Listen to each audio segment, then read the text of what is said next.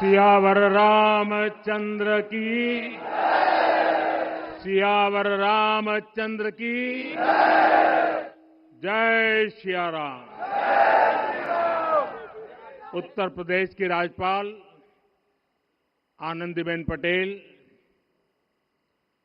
राष्ट्रीय स्वयंसेवक संघ के परम पूजनीय सरसंघ चालक डॉक्टर मोहन भागवत जी, उत्तर प्रदेश के मुख्यमंत्री योगी आदित्यनाथ जी, श्री राम जन्मभूमि तीर्थ क्षेत्र ट्रस्ट के अध्यक्ष पूज्य महंत नृत्य गोपाल दास जी,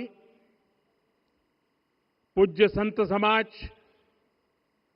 यहां पधारे सभी भक्तगण, देश और दुनिया से इस ऐतिहासिक पल के साक्षी बन रहे कोटि कोटि राम भक्त, देवी और सज्जनों, आज अयोध्या नगरी भारत की सांस्कृतिक चेतना के एक और उत्कर्ष बिंदु की साक्षी बन रही है।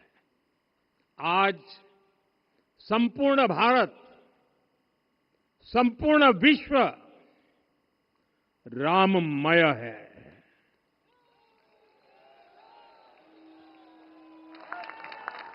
हर राम भक्त के हृदय में अद्वितीय संतोष है, असीम कृतज्ञता है, अपार अलौकिक आनंद है।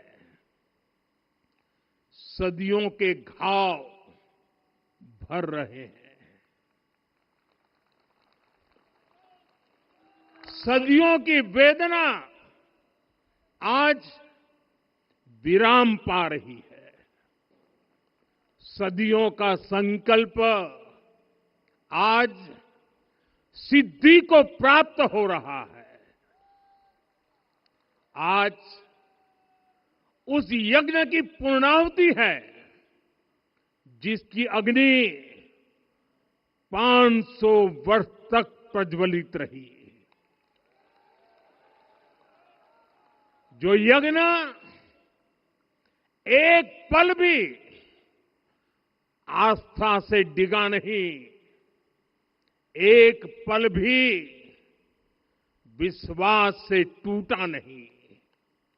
आज भगवान श्री राम के गर्भगृह की अनंत ऊर्जा, श्री राम परिवार का दिव्य प्रताप इस धर्म ध्वजा के रूप में इस दिव्यतम भव्यतम मंदिर में प्रतिष्ठापित हुआ है। और साथियों, ये धर्म ध्वजा केवल एक ध्वजा नहीं, ये भारतीय सभ्यता के पुनर्जागरण का ध्वज है। इसका भगवा रंग, इस पर रचित सूर्य वंश की ख्याति, वर्णित ओम शब्द और अंकित कोविदार वृक्ष राम राज्य की कीर्ति को प्रतिरूपित करता है। ये ध्वज संकल्प है, ये ध्वज सफलता है, ये ध्वज संघर्ष से सृजन की गाथा है, ये ध्वज सदियों से चले आ रहे स्वप्नों का साकार स्वरूप है। ये ध्वज संतों की साधना और समाज की सहभागिता की सार्थक परिणति है। साथियों, आने वाली सदियों और सहस्त्र शताब्दियों तक ये धर्म ध्वज प्रभु राम के आदर्शों और सिद्धांतों का उद्घोष करेगा। ये धर्म ध्वज आह्वान करेगा, सत्यमेव जयते नानृतम, यानी जीत सत्य की ही होती है, असत्य की नहीं। ये धर्म ध्वज उद्घोष करेगा, सत्यम एक पदम, ब्रह्म सत्य धर्म प्रतिष्ठित, अर्थात सत्य ही ब्रह्म का स्वरूप है, सत्य में ही धर्म स्थापित है। ये धर्म ध्वज प्रेरणा बनेगा, प्राण जाए पर वचन न जाहिए, अर्थात जो कहा जाए वही किया जाए। ये धर्म ध्वज संदेश देगा, कर्म प्रधान विश्व रची राखा, अर्थात विश्व में कर्म और कर्तव्य की प्रधानता हो। ये धर्म ध्वज कामना करेगा, बैर न विग्रह आस न त्रासा, सुखमय ताही सदा सब आशा, यानी भेदभाव, पीड़ा परेशानी से मुक्ति, समाज में शांति और सुख हो। ये धर्म ध्वज हमें संकल्पित करेगा, नहीं दरिद्र को दुखी न दीना, यानी हम ऐसा समाज बनाएं जहां गरीबी न हो, कोई दुखी या लाचार न हो। साथियों, हमारे ग्रंथों में कहा गया है, आरोपितम ध्वजम दृष्ट्वा ये अभिनंदनित धार्मिका ते अपि सर्वे प्रमुच्यते महापातक कोटि भी, यानी जो लोग किसी कारण मंदिर नहीं आ पाते और दूर से मंदिर के ध्वज को प्रणाम कर लेते हैं, उन्हें भी उतना ही पुण्य मिल जाता है। साथियों, ये धर्म ध्वज भी इस मंदिर के ध्येय का प्रतीक है। ये ध्वज दूर से ही राम लला की जन्मभूमि के दर्शन कराएगा और युगों युगों तक प्रभु श्री राम के आदेशों और प्रेरणाओं को मानव मात्र तक पहुंचाएगा। साथियों, मैं संपूर्ण विश्व के करोड़ों राम भक्तों को इस अविस्मरणीय क्षण की, इस अद्वितीय अवसर की हार्दिक शुभकामनाएं देता हूं।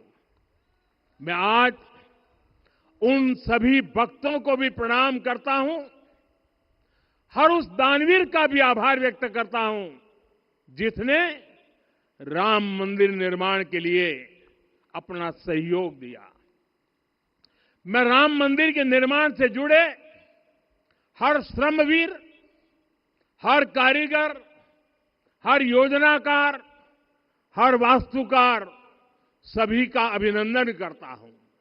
साथियों, अयोध्या वह भूमि है जहां आदर्श आचरण में बदलते हैं।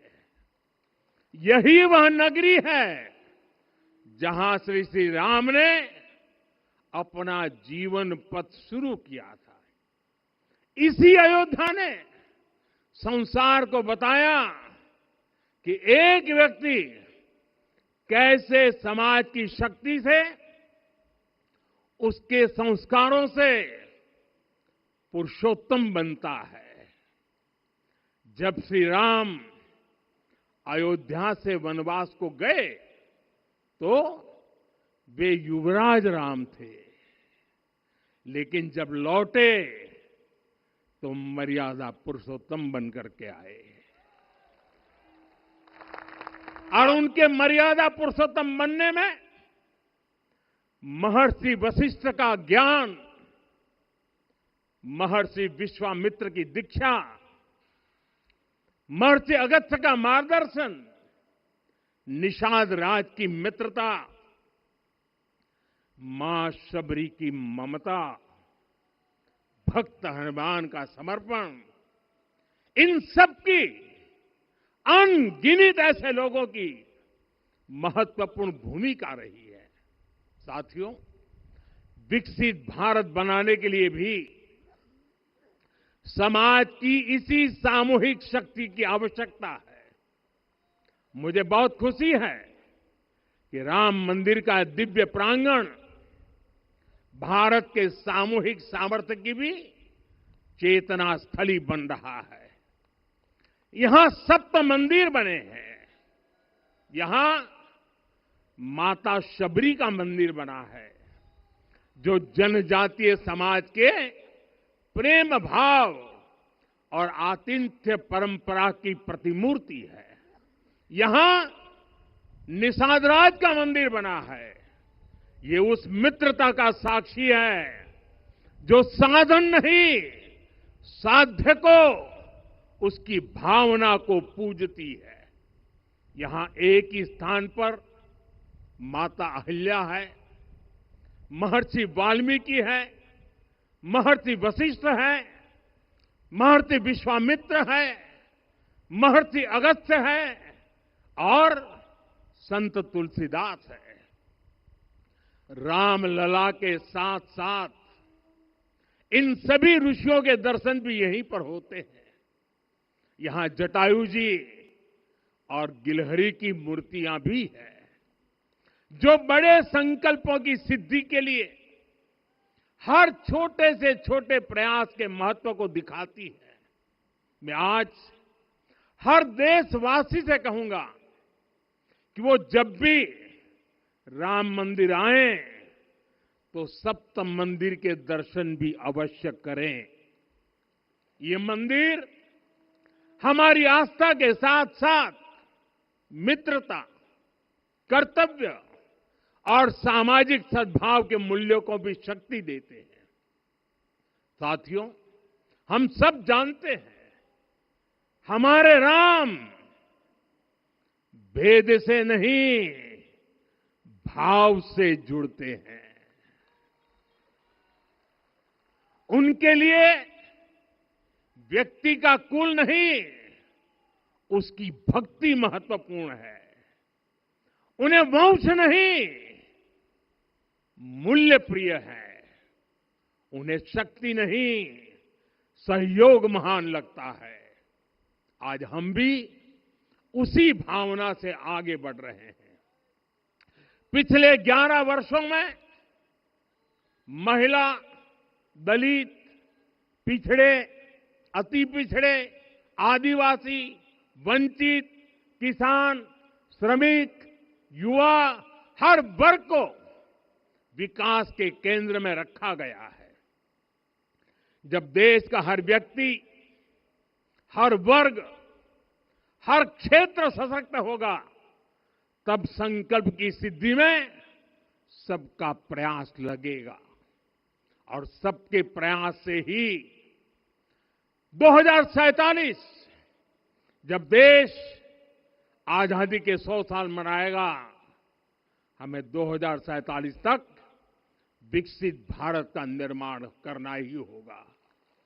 साथियों, रामलला की प्राण प्रतिष्ठा के ऐतिहासिक अवसर पर मैंने राम से राष्ट्र के संकल्प की चर्चा की थी। मैंने कहा था कि हमें आने वाले 1000 वर्षों के लिए भारत की नींव मजबूत करनी है। हमें याद रखना है, जो सिर्फ वर्तमान का सोचते हैं वो आने वाली पीढ़ियों के साथ अन्याय करते हैं। हमें वर्तमान के साथ साथ भावी पीढ़ियों के बारे में भी सोचना है, क्योंकि हम जब नहीं थे ये देश तब भी था, जब हम नहीं रहेंगे ये देश तब भी रहेगा। हम एक जीवंत समाज है, हमें दूरदृष्टि के साथ ही काम करना होगा। हमें आने वाले दशकों, आने वाली सदियों को ध्यान में रखना ही होगा। और साथियों, इसके लिए भी हमें प्रभु राम से सीखना होगा। हमें उनके व्यक्तित्व को समझना होगा। हमें उनके व्यवहार को आत्मसात करना होगा। हमें याद रखना होगा, राम यानी आदर्श, राम यानी मर्यादा, राम यानी जीवन का सर्वोच्च चरित्र, राम यानी सत्य और पराक्रम का संगम। दिव्य गुणे शक्र समो रामः सत्य पराक्रमः। राम यानी धर्म पथ पर चलने वाला व्यक्तित्व। रामः सत्पुरुषो लोके सत्यः सत्यपरायणः। राम यानी जनता के सुख को सर्वोपरि रखना। प्रजा सुखत्वे चंद्रस्य। राम यानी धर्म और क्षमा का दरिया। वसुधाया क्षमा गुणे है। राम यानी ज्ञान और विवेक की पराकाष्ठा। बुद्धया बृहस्पते तुल्य। राम यानी कोमलता में दृढ़ता। मृदु पूर्वज भाषते। राम यानी कृतज्ञता का सर्वोच्च उदाहरण। कदाचन नोपकारेण कृति नैकेन तुष्यति। राम यानी श्रेष्ठ संगति का चयन। शीला वृद्धे ज्ञान वृद्धे वयोवृद्धे च सज्जनै। राम यानी विनम्रता में महाबल। वीर्यवान च वीर्येण महता स्वेन विस्मितः। राम यानी सत्य का अडिग संकल्प। न च अनुत्र कथो विद्वान। राम यानी जागरूक, अनुशासित और निष्कपट मन।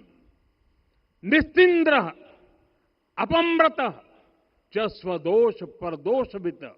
साथियों, राम सिर्फ एक व्यक्ति नहीं, राम एक मूल्य है, एक मर्यादा है, एक दिशा है।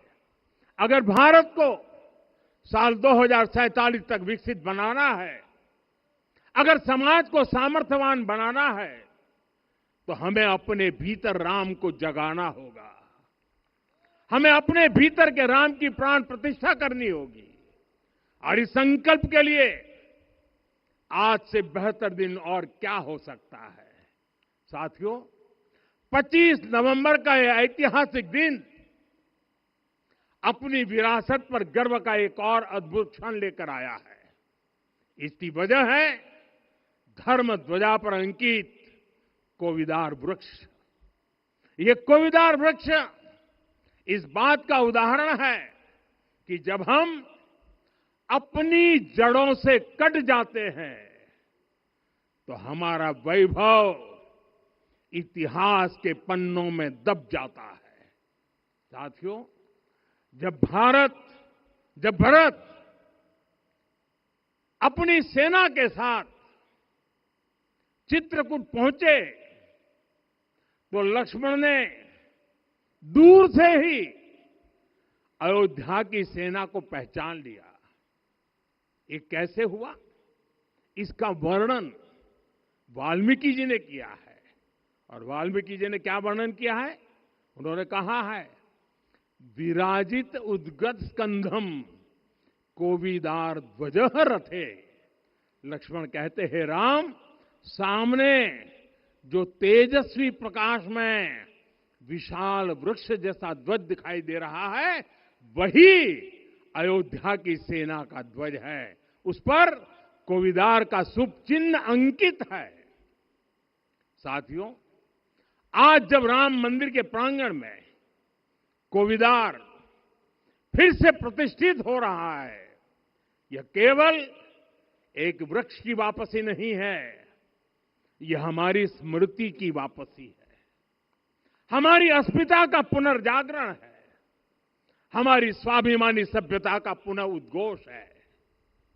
कोविदार वृक्ष हमें याद दिलाता है कि जब हम अपनी पहचान भूलते हैं तो हम स्वयं को खो देते हैं, और जब पहचान लौटती है तो राष्ट्र का आत्मविश्वास भी लौट आता है। और इसलिए मैं कहता हूं, देश को आगे बढ़ना है तो अपनी विरासत पर गर्व करना होगा। साथियों, अपनी विरासत पर गर्व के साथ साथ एक और बात भी महत्वपूर्ण है, और वो है गुलामी की मानसिकता से पूरी तरह मुक्ति। आज से 190 साल पहले 190 साल पहले साल 1835 में 1835 में मैकाले नाम के एक अंग्रेज ने भारत को अपनी जड़ों से उखाड़ने के बीज बोए थे। मैकाले ने भारत में मानसिक गुलामी की नींव रखी थी। 10 साल बाद यानी 2035 में उस अपवित्र घटना को 200 वर्ष पूरे हो रहे हैं। कुछ दिन पहले ही मैंने एक कार्यक्रम में आग्रह किया था कि हमें आने वाले 10 वर्षों तक उस 10 वर्षों का लक्ष्य लेकर चलना है कि भारत को गुलामी की मानसिकता से मुक्त करके रहेंगे। साथियों, सबसे बड़ा दुर्भाग्य यह है कि मैकाले ने जो कुछ सोचा था उसका प्रभाव कहीं व्यापक हुआ। हमें आजादी मिली, लेकिन हीन भावना से मुक्ति नहीं मिली। हमारे यहां एक विकार आ गया कि विदेश की हर चीज, हर व्यवस्था अच्छी है और जो हमारी अपनी चीजें हैं उनमें खोट ही खोट है। साथियों, गुलामी की यही मानसिकता है जिसने लगातार यह स्थापित किया। हमने विदेशों से लोकतंत्र लिया। कहा गया कि हमारा संविधान भी विदेश से प्रेरित है, जबकि सच ये है कि भारत लोकतंत्र की जननी है, मदर ऑफ डेमोक्रेसी है। लोकतंत्र हमारे डीएनए में है। साथियों, अगर आप तमिलनाडु जाएंगे तो तमिलनाडु के उत्तरी हिस्से में उत्तीरमेरूर गांव है। वहां हजारों वर्ष पहले का एक शिलालेख है। उसमें बताया गया है कि उस कालखंड में भी कैसे लोकतांत्रिक तरीके से शासन व्यवस्था चलती थी, लोग कैसे सरकार चुनते थे। लेकिन हमारे यहां तो मैग्ना कार्टा की प्रशंसा का ही चलन रहा। हमारे यहां भगवान बसवन्ना, उनके अनुभव मंटपा की जानकारी भी सीमित रखी गई। अनुभव मंटपा यानी जहां सामाजिक, धार्मिक और आर्थिक विषयों पर सार्वजनिक बहस होती थी, जहां सामूहिक सहमति से निर्णय लिए जाते थे। लेकिन गुलामी की मानसिकता के कारण इस भारत की कितनी ही पीढ़ियों को इस जानकारी से भी वंचित रखा गया। साथियों, हमारी व्यवस्था के हर कोने में गुलामी की इस मानसिकता ने डेरा डाला हुआ था।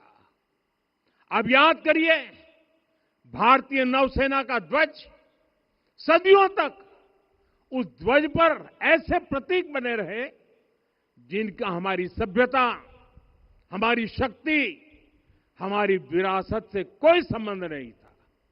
अब हमने नौसेना के ध्वज से गुलामी के हर प्रतीक को हटाया है। हमने छत्रपति शिवाजी महाराज की विरासत को स्थापित किया है। और ये सिर्फ एक डिजाइन में बदलाव नहीं हुआ, ये मानसिकता बदलने का क्षण था। ये वो घोषणा थी कि भारत अब अपनी शक्ति अपने प्रतीकों से परिभाषित करेगा, न कि किसी और की विरासत से। और साथियों, यही परिवर्तन आज अयोध्या में भी दिख रहा है। साथियों, ये गुलामी की मानसिकता ही है जिसने इतने वर्षों तक रामत्व को नकारा है। भगवान राम अपने आप में एक वैल्यू सिस्टम है। ओरछा के राजा राम से लेकर रामेश्वरम के भक्त राम तक और शबरी के प्रभु राम से लेकर मिथिला के पाहुन राम जी तक भारत के हर घर में, हर भारतीय के मन में और भारतवर्ष के हर कण कण में राम है। लेकिन गुलामी की मानसिकता इतनी हावी हो गई कि प्रभु राम को भी काल्पनिक घोषित किया जाने लगा। साथियों, अगर हम ठान ले अगले 10 साल में मानसिक गुलामी से पूरी तरह मुक्ति पा लेंगे और तब जाकर के ऐसी ज्वाला प्रज्वलित होगी, ऐसा आत्मविश्वास बढ़ेगा कि 2047 तक विकसित भारत का सपना पूरा होने से भारत को कोई रोक नहीं पाएगा। आने वाले 1000 वर्ष के लिए भारत की नींव तभी सशक्त होगी जब मैकाले की गुलामी के प्रोजेक्ट को हम अगले 10 साल में पूरी तरह ध्वस्त करके दिखा देंगे। साथियों, अयोध्या धाम में रामलला का मंदिर परिसर भव्य से भव्यतम हो रहा है और साथ ही अयोध्या को संवारने का काम लगातार जारी है। आज अयोध्या फिर से वह नगरी बन रही है जो दुनिया के लिए उदाहरण बनेगी। त्रेता युग की अयोध्या ने मानवता को नीति दी। 21वीं सदी की अयोध्या मानवता को विकास का नया मॉडल दे रही है।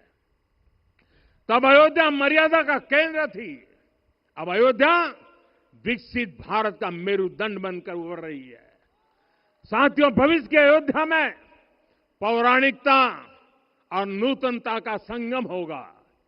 सरयू जी की अमृत धारा और विकास की धारा एक साथ बहेगी। यहां आध्यात्म और आर्टिफिशियल इंटेलिजेंस दोनों का तालमेल दिखेगा।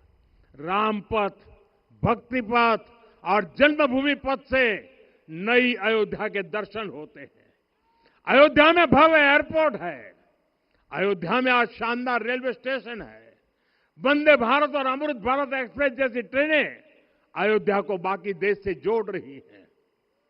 अयोध्या वासियों को सुविधाएं मिले, उनके जीवन में समृद्धि आए, इसके लिए निरंतर काम चल रहा है। साथियों, जब से प्राण प्रतिष्ठा हुई है तब से लेकर आज तक करीब करीब 45 करोड़ श्रद्धालु यहां दर्शन के लिए आ चुके हैं। ये वो पवित्र भूमि है जहां 45 करोड़ लोगों के चरण रज पड़े हैं और इससे अयोध्या और आसपास के लोगों की आय में आर्थिक परिवर्तन आया है, वृद्धि हुई है। कभी अयोध्या विकास के पैमानों में बहुत पीछे थी, आज अयोध्या नगरी यूपी के अग्रणी शहरों में से एक बन रही है। साथियों, 21वीं सदी का आने वाला समय बहुत महत्वपूर्ण है। आजादी के बाद के 70 साल में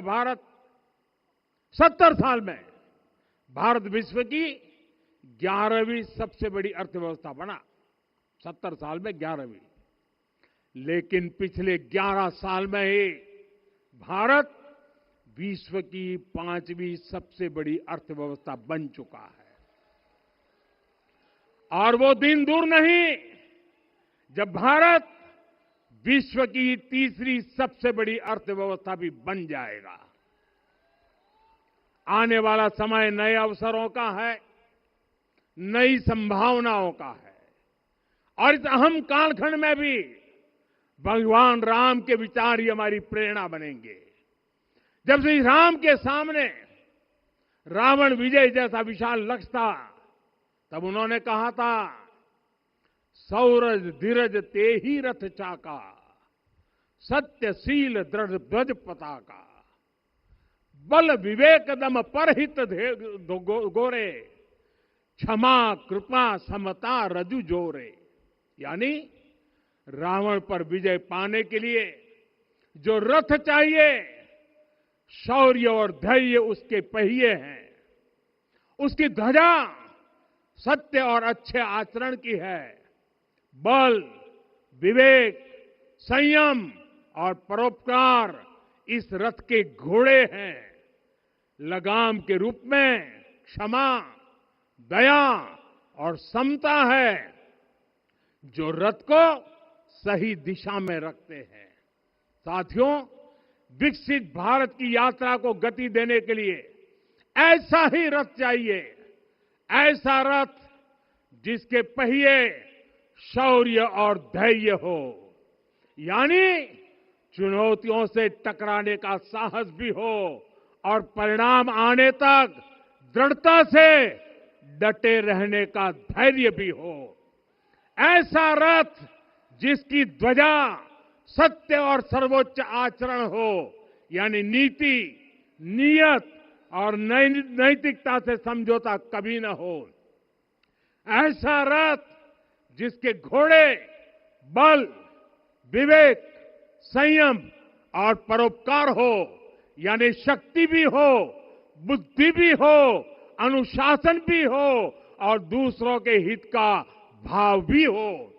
ऐसा रथ जिसकी लगाम क्षमा करुणा और संभाव हो, यानी जहां सफलता का अहंकार नहीं और असफलता में भी दूसरों के प्रति सम्मान बना रहे। और इसलिए मैं आदरपूर्वक कहता हूं, ये पल कंधे से कंधा मिलाने का है, ये पल गति बढ़ाने का है। हमें वो भारत बनाना है जो राम राज्य से प्रेरित हो, और ये तभी संभव है जब स्वयं हित से पहले देश हित होगा, जब राष्ट्र हित सर्वोपरि रहेगा। एक बार फिर आप सभी को बहुत बहुत शुभकामनाएं देता हूं। जय सिया राम, जय सिया राम, जय सिया राम। माननीय प्रधानमंत्री जी, सरसंघ चालक जी अब यहां से विदा लेंगे। आप सब बंधु खड़े होकर उनके आगमन पर अपनी कृतज्ञता व्यक्त कर सकते हैं।